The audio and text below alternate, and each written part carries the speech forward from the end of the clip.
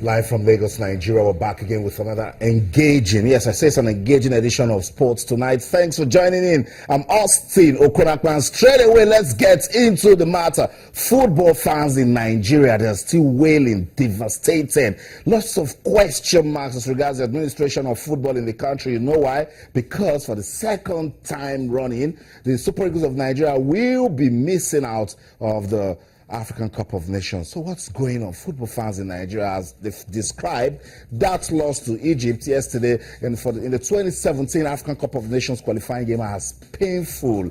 They cannot forget about it because after missing out in the last edition, they were hoping that this crop of Super Eagles players will go to Gabon, not just represent the country, but actually announce to the world that football is a really big deal in the country. Not just football fans. The Nigerian Football Federation, they're also talking. They say, look, guys, this is just a phase. Our attention now shifts to the 2018 FIFA World Cup. Nigeria needs to qualify for that one. And the NFF, they're looking beyond this AFCON maze. Football fans says, no, not so soon. We've also been speaking to ex-internationals. They really can't understand what's going on with football in the country. But a lot of people are saying, what's the way forward?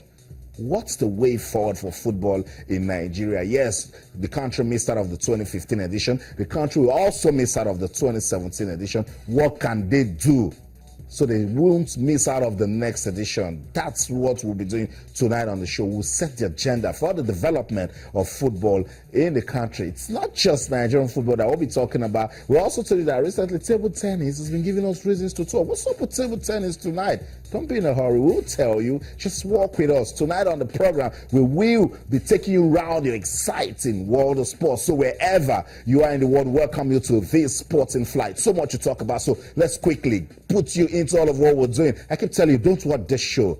Come, let us play for the love of the game. On Twitter, we're channels_sports, and on Facebook, we're channels-sports. You can also send us an email to sportstonight@channelstv.com. Nigerian football fans, what's the way forward for football in this country? The Super Eagles of Nigeria failed to qualify for the 2017 African Cup of Nations. It's bitter. A lot of football fans can't even describe how they feel about that. But the few that we spoke to says it's so painful. They love their football, but it didn't just happen. Is it administration? Is it coaching? Is it the players? What's wrong? What's the problem with football in Nigeria? But you know what? Tonight, let's go beyond it. Let's look for solutions. We're done talking about the problems. Let's look for a way out of the problems facing football in Nigeria. We'll also talk about table tennis. Just to also let you know that all our top stories can be viewed on our website. It's channelstv.com, very interactive website. Just go there to find out all that is going down in your exciting world of sports. And on YouTube/channels web, if you're on the go, don't worry. You can still be part of what we're doing tonight on the program. Just go to m.channelstv.com, download the Channels TV app for your iPad, iPhone, BlackBerry, your iOS, your Windows phones, and this one gets interesting, your Android phones. Yes, your Android phone can do it. m.channelstv.com, download the app, and you will be part of all that we will be doing tonight on the show. It's an action-packed morning, spinning, engaging world of sports. So let me bring the guys that will be talking sports with us tonight on the program. And of course, you know, it's with you, yeah. That's why I'm calling you. Come, let us play. We'll talk about everything that you want to talk about tonight on the program. My colleague Yemi Adebayo joins us again. Yemi, the agenda is we need to look beyond what happened yesterday. I know that you're still wondering if we will qualify or if we're truly out of the 2017 AFCON. Well, we can see clearly now that the rain is gone, and we can speak with a clear mind.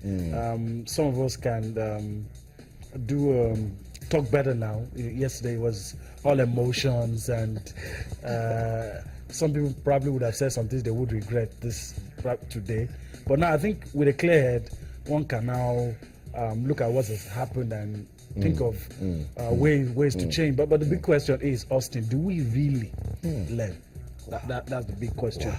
We know what to do, but most times we just don't do it. That's all. We will do it tonight. We will find out what needs to be done, and we'll do it tonight. When Wachiku also joins us. Only the last time you were here, you were very cautious, like you heard from the oracles, not to say anything about that game between Nigeria and Egypt. It didn't go the way of the Super Eagles. What got you talking?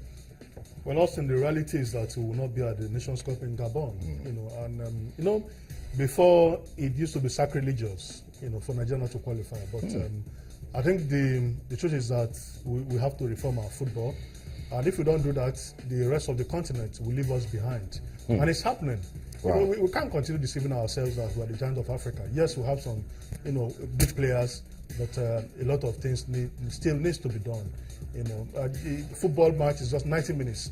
But aside that 90 minutes, a lot of preparation, a lot of organization, a lot of inputs. I know.